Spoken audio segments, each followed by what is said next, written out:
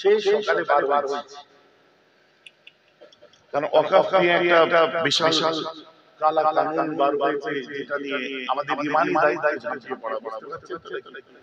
আপনাদের যত ওয়াকফ পার্টি মসজিদ টসজিদ এসব দানগুলো দেখবেন, আজকে সার্চ করবেন, যদি ওয়াকফ করা থাকে দেখবেন আপনার মসজিদও লাল কালি পড়ে আছে।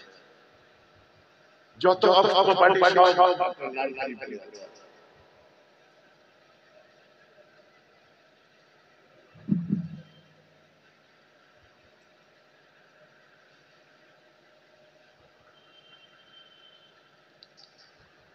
ভাই যে আমার কথা বলতে পারছেন,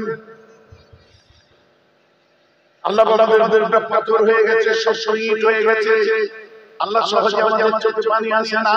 এই সময় আমার আল্লাহ বলছে, মাছের মাথা পরিমাণ চোখে একটু পানি নিয়ে আই। আল্লাহ নাম থেকে তুমি মাফ করবে না। কেন আল্লাহ নাম পাচ্ছে না, বুকটা পাথর হয়ে গেছে।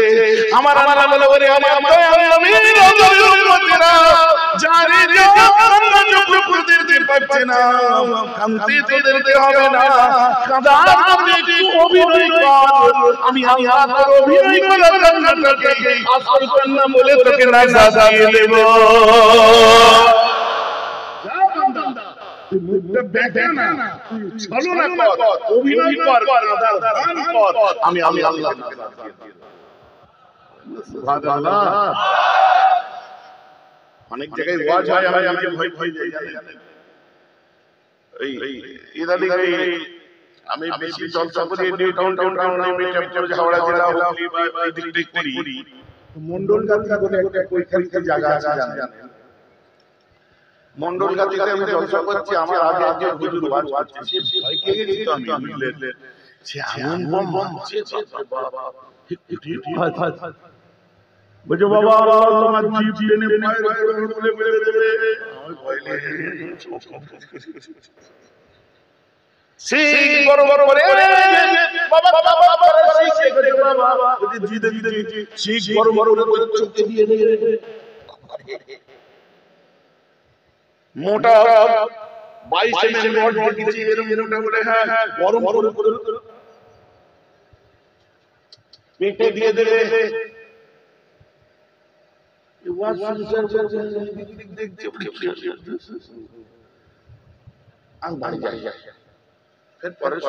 যুবক ছেলে ভয় গেছে,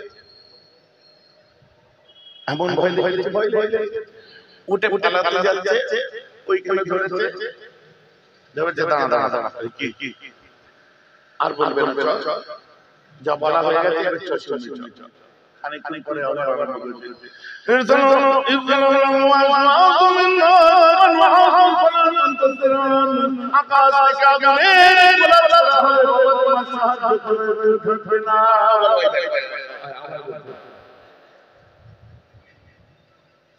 আল্লাহ বলছেন, এই দুনিয়ার ওয়াইজেরা, এই আমার সাহাবারা, তোমরা আযাব গজব শাস্তি বিধান জাহান্নামের কঠিন ওয়াজ করে আমার উম্মতগুলোকে মায়ুস করে নিরাশ করে দিও না, কারণ আল্লাহর গজবের থেকে রহমতের অনেক বেশি লম্বা। বলুন সুবহানাল্লাহ। বেশি করে রহমতের ওয়াজ করো, ইসলামের সুসংবাদ বেশি করে দাও, এনকারেজ করো, তাদেরকে প্রেশার দিও। তুমি এমন কথা বলো না তারা ডিসকারেজ যেন না হয়, তারা ইসলাম বিমুখ যেন না হয়ে যায়, তারা ভয় যেন না পেয়ে যায়। এই যে আমার কথা বাচ্চা ওই একটা হাদিস দিয়ে নাড়া করে অনেক হুজুর আলোচনা করে, যদিও সনদগত দিক দিয়ে হাদিসটা কোনোভাবে সহি নয়। বাবা একবার নামাজ কাজা করবে, 80 হুকমা জাহান্নামের নিচে, 80 হুকমা জাহান্নামে যেতে হবে। এক কমানের কোটি 88 লক্ষ 1000 তলায় এক কাজা করে জাহান্নামে যেতে হবে। এই ওয়াজ করে চলে গেছি, আর কাল থেকে সব মসজিদে লাইন, আর কিছু ওর মধ্যে শিক্ষিত ছেলে আছে, তারা ওখানে দাঁড়িয়ে চলে এলো, কাল ভাইজান ওয়াজ করে গেল, ওই যে পেটে বিদ্যা আছে, আরে কি 5 বছর 70 বছর, আরে এক ওয়াক্ত যদি কাজা করিস 80 হুকমা জাহান্নাম, আর এক মানে 2 কোটি 88 লক্ষ কত বছর, 70 বছর তো বাঁচবি। তো যেদিন প্রথম কাজা করিস ওই দিনই তো আমার বয়স হয়ে গেছে। এখন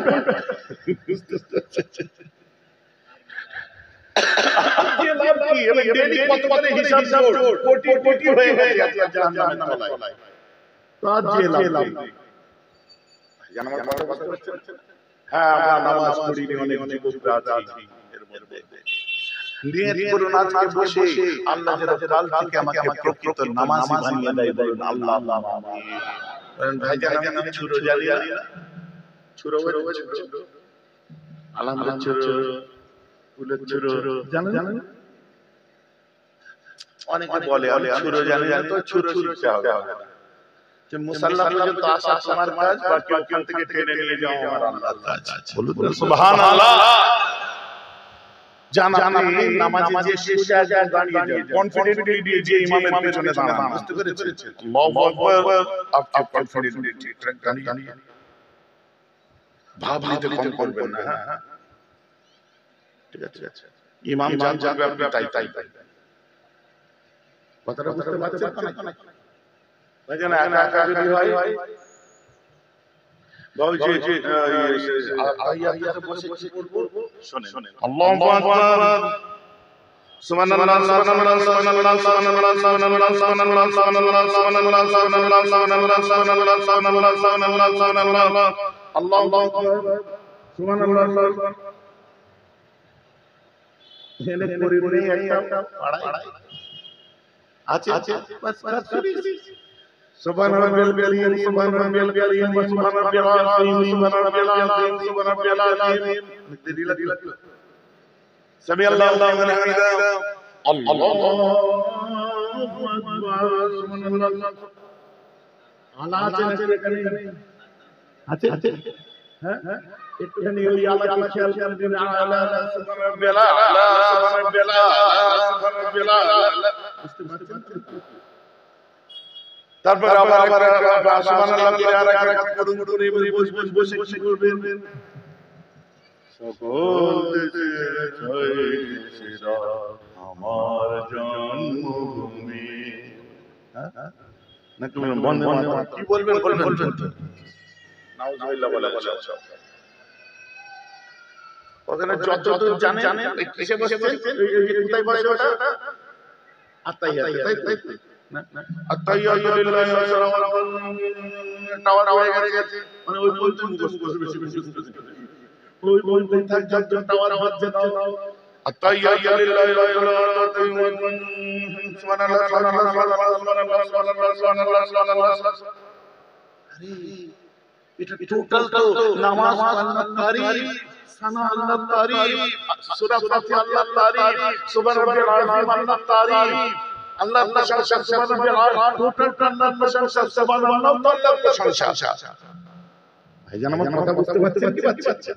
ওটা আল্লাহর প্রশংসা। আল্লাহ সিজদা রুজুকে স্বীকার করে বলেন তুমি পাক পরওয়ারদিগার বেনিয়াজ, আল্লাহর প্রশংসা। তাহিয়াতুল মালিক কি? সুবহানাল্লাহ সুবহানাল্লাহ সুবহানাল্লাহ সুবহানাল্লাহ। এবারে দিকে দেখুন হাঁটুর উপরে হাত আছে, তাই লক্ষ্য করা কি করছি, ঠিক আছে? আশহাদু আল্লা ইলাহা ইল্লাল্লাহ ওয়া আশহাদু আন্না মুহাম্মাদার রাসূলুল্লাহ। লক্ষ্য করেছেন? গেল ছেড়ে দেন। সুবহানাল্লাহ সুবহানাল্লাহ সুবহানাল্লাহ সুবহানাল্লাহ সুবহানাল্লাহ সুবহানাল্লাহ সুবহানাল্লাহ সুবহানাল্লাহ সুবহানাল্লাহ সুবহানাল্লাহ সুবহানাল্লাহ। আসসালামু আলাইকুম ওয়া রাহমাতুল্লাহ, আসসালামু আলাইকুম ওয়া রাহমাতুল্লাহ। আই এম নামাজি। জোরে বলুন সুবহানাল্লাহ। আরে জোরে বলুন না সুবহানাল্লাহ। তারপরে আল্লাহকে একটা মোবাইল দিয়েছে, কিস্তিতে কিনেছে। ভাই বুঝতে পারেন কিস্তিতে কিনে পাকা রাস্তায় পাঁচা কিছু কমেন্ট করে জিজ্ঞাসা করুন, দেখতে না চলো টাকা যত ভালো করো না কেন, পাকা রাস্তায় যদি একটু পাঁচা থাকে আর মোবাইল কিস্তি যদি হয় আর চার্জার যদি ফল্ট হয়, দিনে 14 বার চার্জে খালি বুঝতে গাল দেবে। সে তুমি যত ভালো বলো, খারাপ লাগছে না? মোবাইলটা তুমি রাত্রে শোয়ার সময় কানের কাছে লাগিয়ে দাও সূরা ফাতিহা আলহামদুলিল্লাহি রাব্বিল আলামিন আর রহমানির রহিম মালিকি ইয়াউমিদ্দিন ইয়াকা না'বুদু ওয়া ইয়াকা নাস্তাঈন ইহদিনাস সিরাতাল মুস্তাকিম সিরাতাল লাযীনা আন'আমতা আলাইহিম গায়রিল মাগদুবি আলাইহিম ওয়ালাদ-দাল্লিন। থ্রি ডটে যাওয়ার পরে টিপবে পেপার পরে দেখবে রোটেট লেখা আছে, রিপিট লেখা আছে, রিপিটটা টিপে রাখবেন, ঘুরে ঘুরে সারা রাত সূরা ফাতিহা হবে, আপনার মুখস্থ হবে, কোরআন শোনা সওয়াব পাবেন, ঘুমকে ঘুম হবে। জোরে বলুন না সুবহানাল্লাহ। This is good use of mobile. তারপরে যেটা আপনার কাছে বানান করে বলতে হবে না, তাশাহুদ বলে দেন, ওখানে তাশাহুদ ঠিক করে বলবেন, তাশাহুদ বা আত্তাহিয়া বুঝতে পেরেছেন? ঠিক দেখবেন আত্তাহিয়াতে উঠে যাবে, কানে লাগিয়ে দেবেন, শুনবেন, আত্তাহিয়াতে শুনবেন, একদিন দুদিন কথা আমার বুঝতে পারছেন কি পারছেন না, 10 দিন চেষ্টা রাখুন, ইনশাআল্লাহ মুখস্থ হয়ে যাবে। সব শিখে যাওয়ার পরে সুবহানাল্লাহ বলে আর নামাজ পড়লে হবে না, তখন আগ্রহ বেড়ে যাবে। তো কাল থেকে সুবহানাল্লাহ বলে স্টার্ট দেখে, খারাপ লাগলে ছেড়ে ভাইজান লাভ কি হবে? মুসাল্লা পর্যন্ত আসার সময় নবী যখন মুসাল্লা পর্যন্ত পৌঁছে যাবে, নামাজের পার্টিতে তুমি যখন পৌঁছে যাবে, আল্লাহ তাআলার রহমতের ফেরেশতারা বলবে, আমার বান্দা মুসাল্লায় এসে গেছে, ও দিকটা দেখছে, ও রিজিকের দিকটা তুই দেখ। ইসলামের পাঁচ স্তম্ভের একটা কায়েম করেছে, রোজা কায়েম করেছে, কালমা পড়ছে, আমি আল্লাহ দুটো থেকে আর বঞ্চিত করব না, ও দিলে আমি আল্লাহ হজ দিয়ে দিলাম, ইনশাআল্লাহ আল্লাহ দেখবে অটোমেটিক পয়সা চলবে, তুমি হাজী হয়ে যাবে, তারপরে দেখবে পয়সা আসা আরম্ভ হয়ে গেছে। হজ তো একবার, পয়সা আসতে থাকলে গরিবদের যাকাত দিতে আরম্ভ করলে ইসলামের পাঁচটা স্তম্ভই পালন হবে। জোরে বলুন না সুবহানাল্লাহ। ভাই আমার কথা বুঝতে পারছেন? তো ফার্স্ট অফ অল কাল থেকে আমরা স্টার্ট করে দিচ্ছি, মনে থাকবে তো নাকি? চেষ্টা করে দেখেন, যে ছেলেটা কারবার যদি দ্বিগুণ না বেড়ে যায়, যে ছেলেটা ব্যবসা করছে দ্বিগুণ যদি বেড়ে না যায়, তোমার সংসারে যদি শান্তি ফিরে না আসে, তোমার মনের স্নিগ্ধতা যদি সব সময় কাজ না করে, তখন তুমি আমাকে ফ্রি পয়সায় তোমার মানে ঘাট ধরে এনে জুতোর তোয়ালে মালা গলায় দিয়ে ঘোরাবে। এই যে আমার কথা বোঝা যাচ্ছে? নাহলে যদি বলেন আমি ওয়াজ শুনছি মাশাআল্লাহ হেভি ওয়াজ করছে ভাইজান হেভি ওয়াজ শুনছি আমার কাছে ভাই।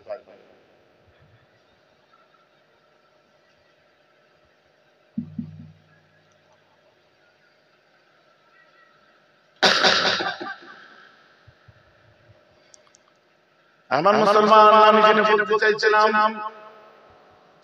এটা আমলি আলোচনা করলাম। এইবারে যেটা বলছিলাম, আপনি কালমা শাহাদাত কালমা তাইয়্যিব পড়ুন, আমার আপত্তি নেই, লা ইলাহা ইল্লাল্লাহ মুহাম্মাদুর রাসূলুল্লাহ।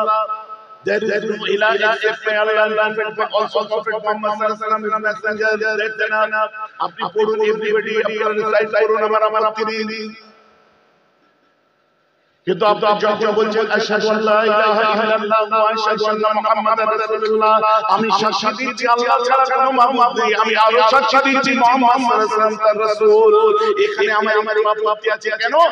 আপনি বুঝে বলেছেন কথাটা,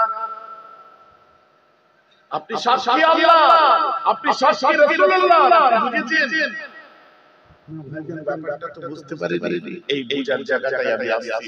আমার আল্লাহ কোরআনের মধ্যে বলে দিচ্ছেন, ইয়া আইয়ুহাল্লাযীনা আমানু তাকুল্লাহা ওয়া কুনু মা'আস সাদিকিন, এই ঈমানওয়ালারা তোমরা সত্যবাদী সাদিকিন সালেহিন আল্লাহ ওয়ালাদের সঙ্গী হয়ে যাও। জোরে বলুন সুবহানাল্লাহ।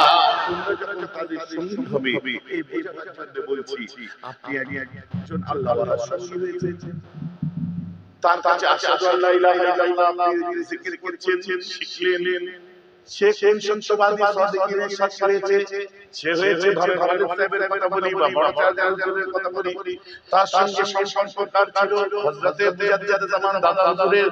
তিনি কার কাছে শিখলেন? শাহ শফি ফাতেহীর কাছে। তিনি কার কাছে শুনলেন? হযরতে নূর মোহাম্মদ নিজামপুরীর কাছে।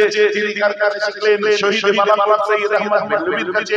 তিনি কার কাছে শিখলেন? তবকা মুসালসাল এইভাবে চলে যান মাসুদ রব্বানি মুজাদ্দিদ আল-সানি, সুজা চলে যান আব্দুল্লাহ মুহাদ্দিদ শামুল মুহাদ্দিদ, এইভাবে তবকা মুসালসাল হযরতে খাজা নাসিরউদ্দিন জিরাদ দিল্লি। তিনি কার কাছে শুনেছিলেন? হযরতে নিজামউদ্দিন আউলিয়া। তিনি কার কাছে শুনেছিলেন? হযরতে খাজা মঈনুদ্দিন চিশতি। তিনি কার কাছে শুনলেন সত্যটা? তিনি সাক্ষী দিচ্ছেন সত্যটা শুনলেন হযরতে খাজা গরিব নওয়াজের কাছে। তিনি শুনলেন কার কাছে? উসমান হারুনের কাছে। এদিকে দিয়ে চলে যান আদম বন্নুরি থেকে খাজা বাকিল্লাহ। তিনি শুনলেন হযরতে বাহাউদ্দিন নকশবন্দি। এইভাবে তবকা মুসালসাল হযরত আব্দুর রাজ্জাকের কাছে চলে যান। আব্দুর রাজ্জাকের কাছে শুনলেন তিনি যে সাক্ষ্য দিচ্ছে তার আব্বা হযরতে গাউসুল কাছে শুনেছে, বড় বড় আব্দুল কাদের জিলানীর কাছে। তিনি শুনলেন কার কাছে? তার আব্বা হযরতে আবু সালেহ মুসা জাঙ্গির কাছে। তিনি কার কাছে শুনলেন? ইমাম মুনাদ্দির রাজার কাছে। তিনি শুনলেন ইমাম মুনাদ্দির কাছে। তিনি শুনলেন ইমাম মুসা কাযিমের কাছে। তিনি শুনলেন ইমাম জাফর সাদিকের কাছে। তিনি শুনলেন ইমাম বাকিরের কাছে। তিনি শুনলেন ইমাম বাইনুল আবেদিনের কাছে। জাইনুল আবেদিন শুনলেন তার আব্বা ইমাম হুসাইনের কাছে। ইমাম হুসাইন শুনলেন তার আব্বা হযরতে আলীর কাছে। আলী সঙ্গে হয়েছে উসমান গনি।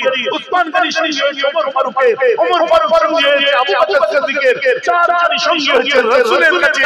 ইনারা শুনলেন রাসূলের কাছে আর রাসূল শুনলেন আল্লাহর কাছে। জোরে বলুন সুবহান।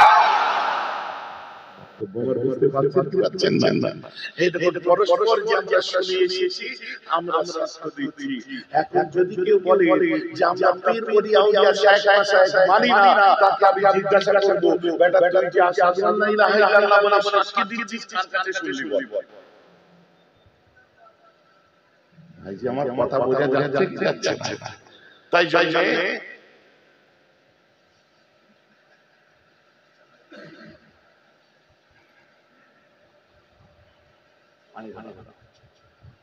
আজ আমি খুব ক্লান্ত, বুঝলেন? আমি বাড়ি থেকে সেই সকালে বারবার হয়েছি, কারণ ওয়াকফ নিয়ে একটা বিশাল কালা কানুন বার হয়েছে, যেটা নিয়ে আমাদের ঈমানি দায়িত্ব ঝাঁপিয়ে পড়া। বুঝতে পারছেন? আপনাদের যত ওয়াকফ পার্টি মসজিদ টসজিদ সব দাগগুলো দেখবেন, আজকে সার্চ করবেন, যদি ওয়াকফ করা থাকে দেখবেন আপনার মসজিদও লাল লাল পড়ে আছে। যত ওয়াকফ পার্টি সব লাল লাল পড়ে আছে।